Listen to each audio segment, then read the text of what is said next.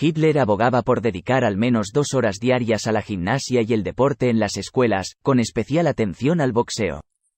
Y, por supuesto, todo ello para garantizar que los jóvenes estén preparados para servir en el ejército. El propio Hitler, como se dice ahora, llevaba un estilo de vida saludable, ya que comía comida vegetariana, casi nunca bebía bebidas alcohólicas e incluso en su juventud dejó de fumar. Entonces me explicó que era para ahorrar dinero, porque entonces vivía en la pobreza y, como fumaba cigarrillos, a veces no tenía dinero ni para comida. Así que tiró los cigarrillos al Danubio. Y dejó de fumar para siempre. Sin embargo, los testigos señalan que el propio Hitler carecía de forma física, no le prestaba suficiente atención y parecía bastante enfermo. Según el plan de Hitler, los jóvenes solo podrían cumplir el servicio militar obligatorio. Después, el joven recibió un diploma por el derecho a participar en actividades públicas y el derecho a contraer matrimonio. Solo después del servicio militar. Además, Hitler creía ingenuamente que el matrimonio precoz, que promovía activamente, era una garantía contra la prostitución y las enfermedades venéreas.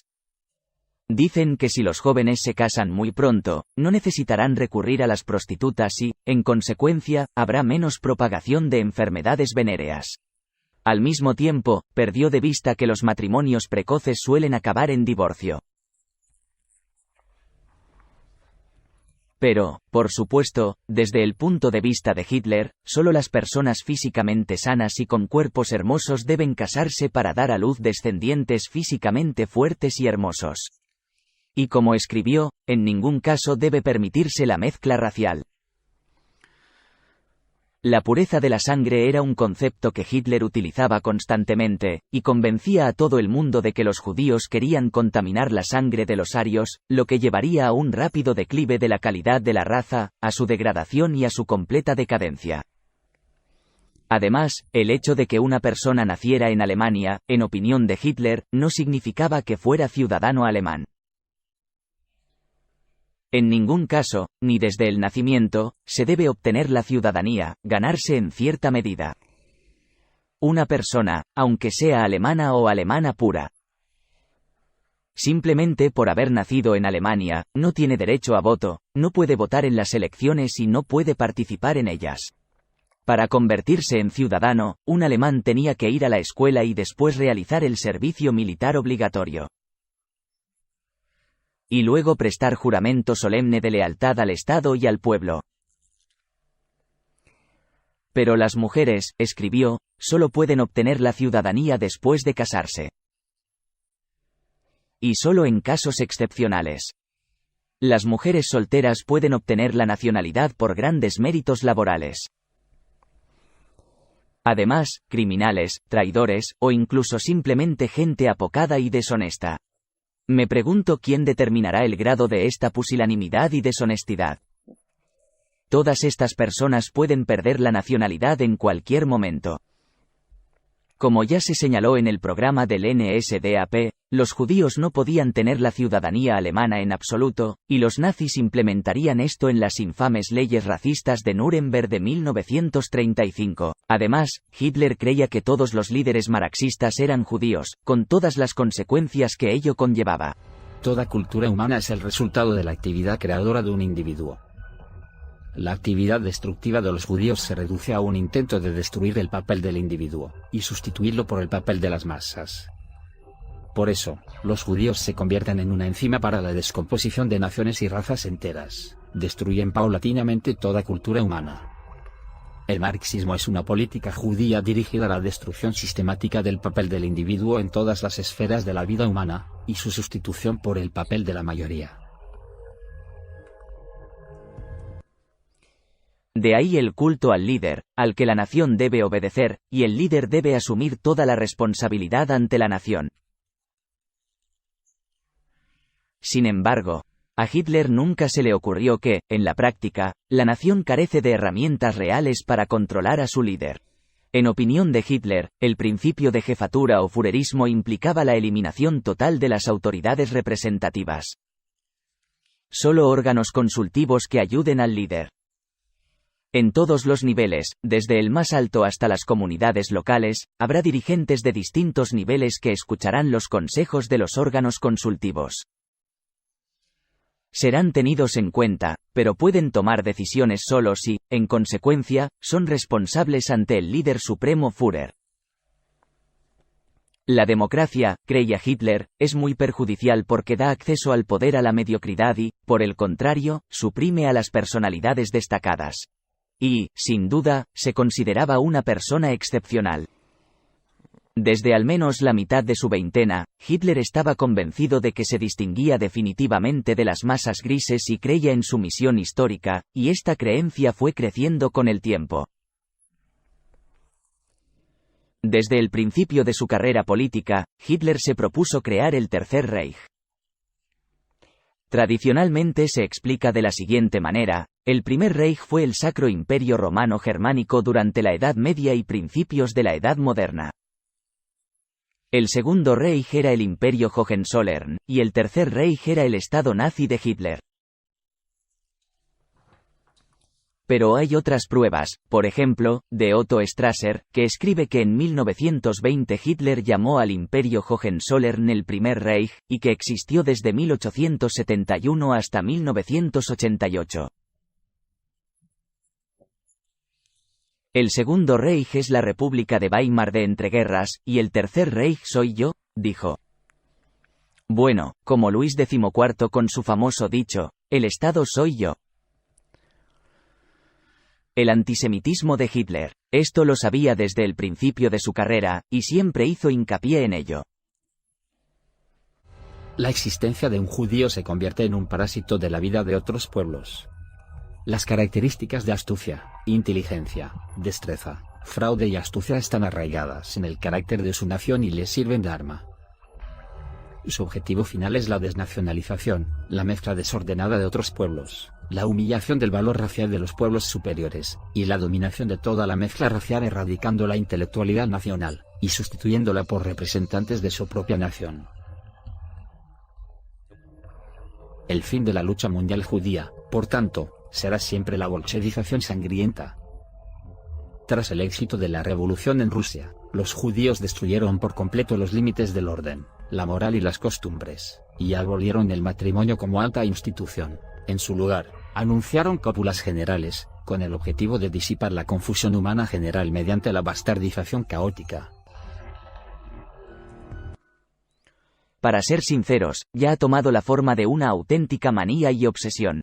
A pesar de que en ese momento los judíos no tenían un Estado propio, ya que Israel, como Estado independiente, surgiría solo después de la Segunda Guerra Mundial. Aunque los movimientos políticos judíos estaban muy divididos, existía un amplio espectro, desde los anarquistas hasta los sionistas.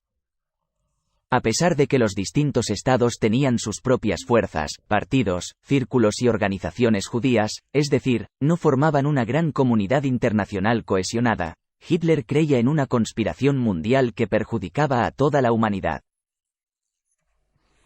He aquí un ejemplo de su discurso directo de octubre de 1920, una época en la que Hitler era prácticamente desconocido en toda Alemania.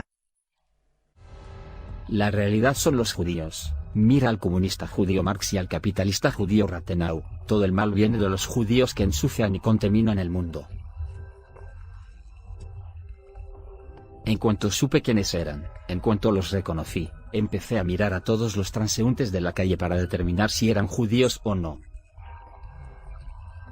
Los judíos controlan la prensa socialdemócrata, su objetivo es destruir la nación, y acabar con las diferencias entre las razas. Los judíos están a la cabeza del movimiento obrero, y pretenden mejorar la suerte de los trabajadores. De hecho, pretenden convertirlos en esclavos, acabar con su patriotismo y su honor para instaurar una dictadura internacional de la judería. Su organización es sofisticada y omnipresente, con agentes en todos los ministerios. Manejan los hilos en las altas esferas del país. Así, en su antisemitismo, Hitler estaba convencido de que actuaba como benefactor de toda la humanidad, y mantuvo esta opinión hasta su muerte. Incluso en abril de 1945, cuando la lucha ya estaba en marcha cerca de Berlín. Y cuando faltaban pocas semanas para el suicidio de Hitler. En una de las transcripciones anotadas por Martin Bormann, Hitler declaró que, en el futuro, la humanidad le estaría agradecida por el exterminio de los judíos de Alemania y Europa Central.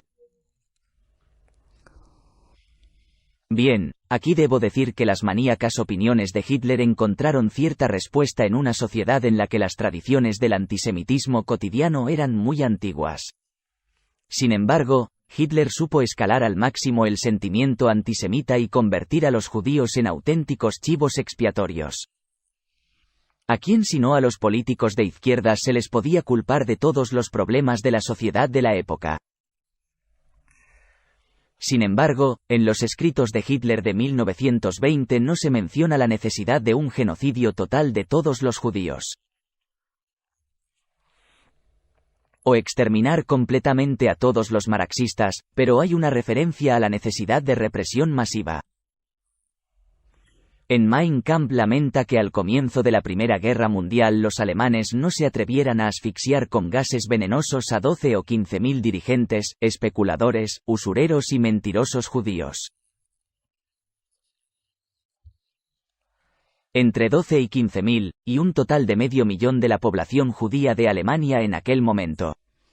Entonces, si esto se hubiera hecho, todos los sacrificios del pueblo alemán en los frentes no habrían sido en vano, y en el futuro, tras llegar al poder, soñaba con crear un tribunal nacional que fusilaría a varias decenas de miles de personas culpables de organizar la Revolución de noviembre de 1918, no solo para castigarlas sino también para intimidar para siempre a todos los demás partidarios de la revolución.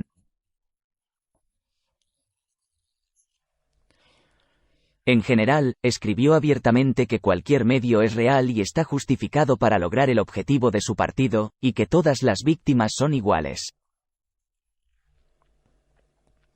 También merece la pena subrayar que Hitler y los nazis en general hicieron constantes malabarismos con los conceptos de raza y etnia, sin ofrecer nunca una definición precisa generalmente aceptada. Al mismo tiempo, a menudo utilizaban la palabra raza como sinónimo de pueblo, o de todo un grupo de pueblos. Por ejemplo, la raza judía, la raza eslava, la raza germánica, la raza nórdica, la raza occidental u oriental. ¿Y los planes de política exterior de Hitler? Se ha escrito mucho sobre esto en Mein Kampf y en el libro segundo. El concepto principal para él era la lucha, pero ¿la lucha por qué? Por la vida y el espacio vital. Despreciaba absolutamente el derecho internacional y lo consideraba algo que le imponía restricciones y le impedía realizar sus intenciones. Tiene una frase famosa: quien no quiere luchar no merece el derecho a vivir. Por eso hablaba constantemente de la selección natural, del derecho del más fuerte, y estaba convencido de la existencia de razas superiores e inferiores. En general, para él, la política es prepararse para la guerra o hacer la guerra misma. Hitler escribió extensamente sobre el espacio vital necesario para satisfacer las necesidades de la nación y vivir una vida próspera y de calidad. Aquí hay un punto interesante. Muchos investigadores han señalado que Hitler era partidario del progreso tecnológico, especialmente en el ámbito militar. Pero en su delirio sobre la necesidad de espacio vital para los alemanes, vivía en términos de una sociedad preindustrial, es decir, una sociedad que existió en la antigüedad, la Edad Media o principios de la Edad Moderna. La zona de la Alemania moderna. Alemania es mucho más pequeña que el Tercer Reich y el Imperio Hohenzollern de antes de la guerra, pero su población es mucho mayor. Pero el país vive con éxito, es uno de los más desarrollados de Europa y no necesita espacio vital. Pero, en opinión de Hitler, algunos países habían conquistado demasiado territorio y, por tanto, disponían de demasiados recursos. Otros estados no lo han hecho y se están asfixiando por sus fronteras, sufren superpoblación y, por tanto, no pueden alimentarse. Sin duda, consideraba que Alemania era un país superpoblado. Por eso Hitler escribió que las guerras son inevitables, pero son guerras por la vida. Es una forma de selección natural. Matar a un vecino más débil para quedarse con su territorio, su propiedad y vivir mejor. para mantener a nuestros descendientes. El movimiento nacionalsocialista determinará siempre su política exterior sobre la base de la necesidad de asegurar el espacio necesario para la vida de nuestro pueblo. No recurre a la germanización ni a la teutonización, sino únicamente a la expansión de su nación. Nunca veréis en los checos o polacos conquistados, supuestamente germanizados, un fortalecimiento nacional, ni mucho menos étnico, solo un debilitamiento racial de nuestro pueblo. En otras palabras, ya en la década de 1930, Hitler defendía la necesidad de que los alemanes conquistaran territorios extranjeros, pero subrayo que sin germanizar a los pueblos conquistados. De ello se deduce que estos pueblos conquistados deben ser destruidos físicamente o deportados. O forzados a trabajar. Fueron obligados a trabajar para los vencedores, es decir, reducidos a la posición de una población subyugada, una mano de obra subordinada, incluso sin derecho a disolverse en la nación dominante, los alemanes. Hitler escribió que tradicionalmente, históricamente, Alemania tenía una armada débil y pocas colonias, y después de la Primera Guerra Mundial no había colonias en absoluto. Por lo tanto, Alemania no puede luchar con Gran Bretaña como dueña de los mares. Es mucho más sensato no desafiar a Gran Bretaña desde una posición inicial perdedora. Y para dirigir el expansionismo alemán en dirección continental. Europa, Eurasia en su conjunto. En primer lugar, para ampliar el espacio vital hacia el este a expensas de Rusia, siempre escribió Rusia, no la Unión Soviética, utilizó solo la frase Rusia. ¿Por qué? Porque tiene menos densidad de población que Alemania. Y la tradición de éxito de los colonos alemanes existe desde hace varios siglos. Para ello, Alemania debe disponer de poderosas fuerzas terrestres capaces de asegurar la ocupación del espacio vital. Por supuesto, el espacio vital no puede asegurarse pacíficamente, por lo que es necesario militarizar la sociedad alemana para que el ejército sea la principal fuerza poderosa que pueda conquistar estos territorios. Alemania no estaba satisfecha con la sociedad de naciones porque estaba dirigida por los vencedores de la Primera Guerra Mundial. En primer lugar, Francia y el Reino Unido, que, por el contrario, están interesados en debilitar a Alemania, por lo que Hitler escribió que es necesario encontrar aliados que, como los alemanes, quieran romper el sistema Versalles-Washington de relaciones internacionales y construir un nuevo mundo. Hitler consideraba a Francia el eterno, más peligroso y principal enemigo de su país, que operaba en alianza con el Reino Unido. ¿Por qué? De un modo u otro, Francia siempre ha actuado en coaliciones antialemanas y ha atacado tierras alemanas 29 veces en los últimos 300 años. Al mismo tiempo, mirando hacia el futuro, Hitler veía a los Estados Unidos de América como el próximo gran competidor de Alemania y de Europa en su conjunto. He aquí otro punto importante de la ideología de Hitler. Hitler estaba disgustado, francamente disgustado, por el crecimiento de la población negra en Francia y los matrimonios mixtos entre negros y blancos.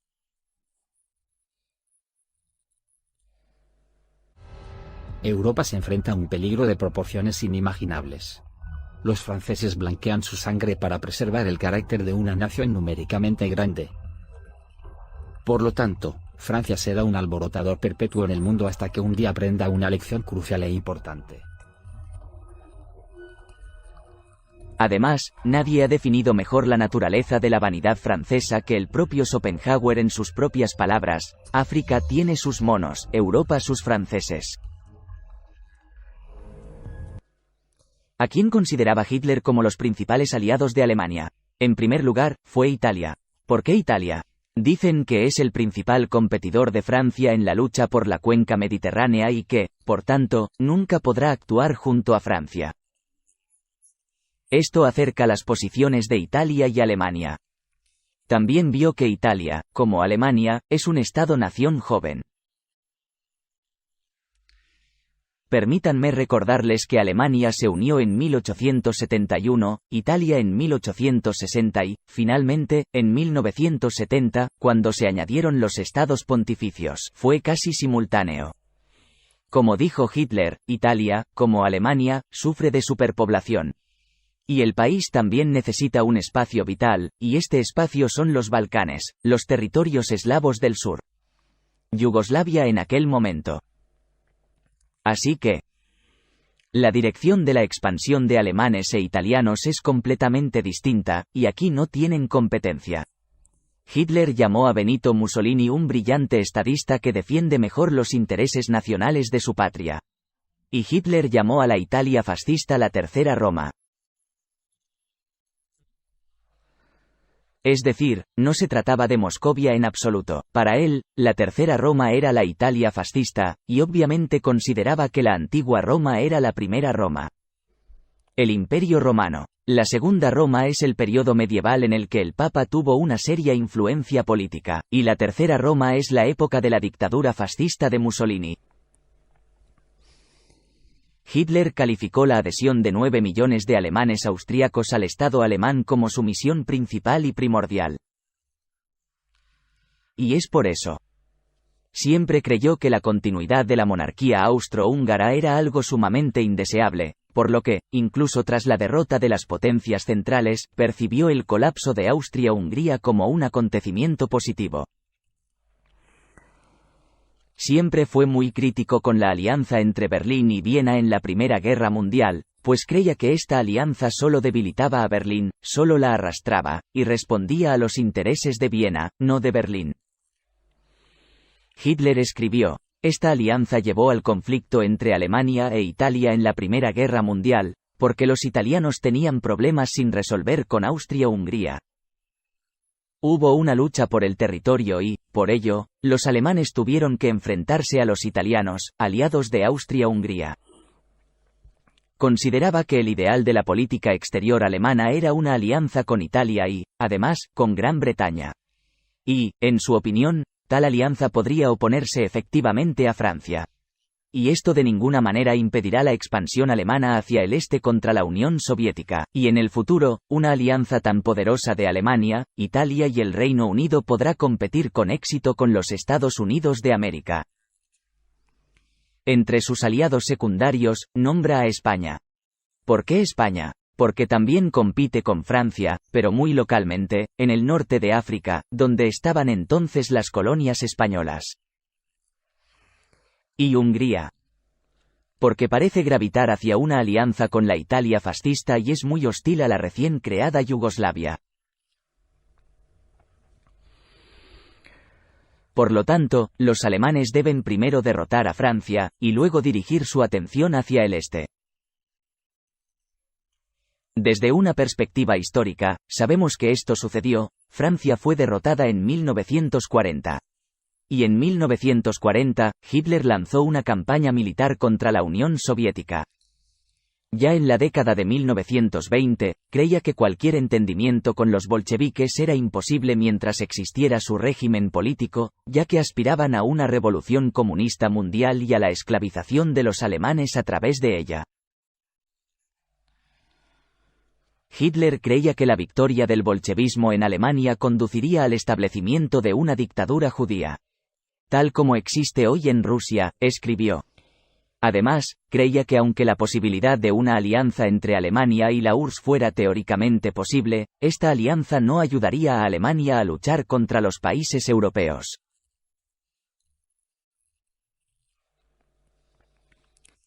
Trató a los eslavos con extremo desprecio y escribió que eran incapaces de tener su propio Estado. Subrayó que el Imperio ruso estaba dominado en realidad por alemanes étnicos, y ahora la Unión Soviética está dominada por judíos. Por lo general, el eslavismo carece de capacidad organizativa y, por tanto, de capacidad para construir y preservar el Estado. Si al eslavismo se le quitan todos los elementos que no son puramente eslavos, corre el riesgo inmediato de desintegrarse como Estado. Tal estado será una fuente de eterno malestar y peligro perpetuo. Así, el destino de las gigantescas regiones terrestres se volverá incierto.